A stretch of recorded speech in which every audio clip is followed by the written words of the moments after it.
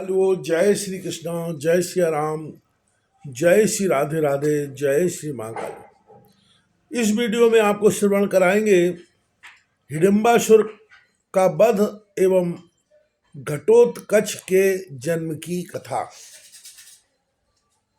पांचों पुत्रों के साथ कुंती जब वन में पहुंची तो बहुत थक गई। भूख प्यास के कारण सब भाइयों का शरीर निर्जीव हो गया। भाइयों तथा माता को व्यथित जान भीम ने कुंती को अपने कंधे पर बैठाया तथा नकुल सहदेव को एक ओर एवं युधिष्ठिर अर्जुन को दूसरी ओर की गोद में लेकर आगे चल दिए। संध्या होने पर एक बट वृक्ष के नीचे विश्राम की सोच भीम ने सबको वहीं उतारने के पश्चात देखा कि प्यास के कारण उनके मुंह से बोल निकलना भी बंद है। भीम को जल प्राप्त करने की चिंता हुई और वे वन में जल की खोज करने लगे।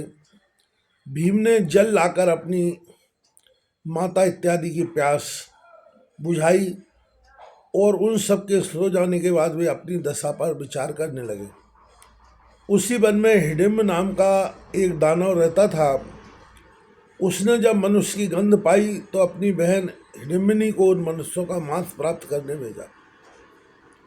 हिडिंबिनी ने जिस समय भीम का सुंदर शरीर देखा तो वह उस पर मोहित होकर बोली, मेरे भाई हिडिंब ने मुझे तुम मनुष्यों को मारकर मांस प्राप्त करने के लिए भेजा है, किंतु तुम्हारा रूप देखकर मेरे विचार पलट गए हैं। मैं तुम्हारे साथ विवाह करना चाहती हूँ। किंतु हिडिंब का ध्यान आते ही चिंता होने लगती है।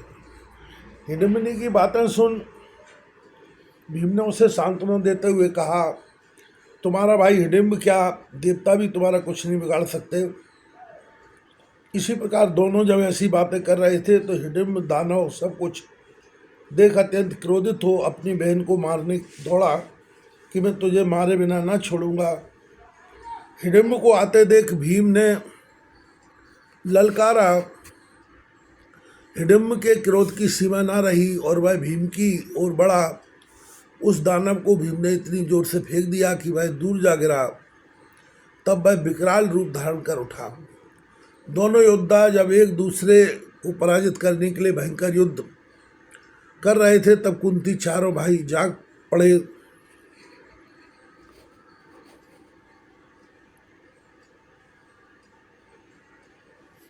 तब कुंती ने हिडिंबिनी से पूछा, तुम्हारा क्या नाम है? इस भयानक वन में तुम किस लिए आई हो?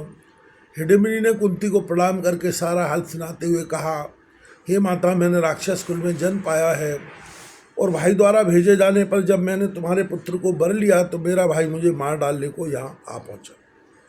चारों भाइयों ने जब यह बात सुनी तो वे उठकर गए। अर्जुन ने भीम से उत्तेजित होकर कहा, किसी बात की चिंता न करके युद्ध करो, तुम यहाँ आ जाओ, मैं इसी समय मार डालूं। भीम का उत्साह बढ़ गया। उसी समय उसने हिडिंब के पेट पर घूंसा मारा। फलस्वरूप पेट फट गया और वह भयानक चीत्कार करके पृथ्वी पर गिर पड़ा। दानव को मारकर वे अपनी माता के निकट आए और उनकी आज्ञा से हिडिंबिनी के साथ भीम ने विवाह किया। सुबह हिडिंबिनी सहित सातों प्राणी आगे बढ़े और वन में अपने दिन व्यतीत करने लगे। इसी बीच हिडिंबिनी के गर्भ से घटोत्कच एवं बर्बरीक नामक दो पुत्र हुए, जिन्हें पांडवों ने अस्त्र शस्त्र विद्या सिखाकर निपुण बना दिया। एक दिन हिडिंबिनी ने विनय पूर्वक माता कुंती से कहा कि यदि आप आज्ञा दें तो मैं अपने देश चली जाऊं। यह दोनों बालक आपके हैं। जिस समय आप स्मरण करेंगी हम तीनों आपकी सेवा में आकर उपस्थित हो जाएंगे। कुंती ने प्रसन्नतापूर्वक उन्हें विदा किया और अपने पुत्रों सहित आगे बढ़ी। पांडव उसी प्रकार घूमते फिर रहे थे कि एक दिन उन्हें व्यास जी मिले। कुंती ने मुनि को प्रणाम किया और पांचों भाई उनके चरणों में गिर पड़े। वेद व्यास जी ने कुंती को आशीर्वाद देते हुए कहा, तुम्हारे पुत्र दुष्टों को मारकर राजा होंगे तथा तुम लोग एक नगरी में जाकर रहो।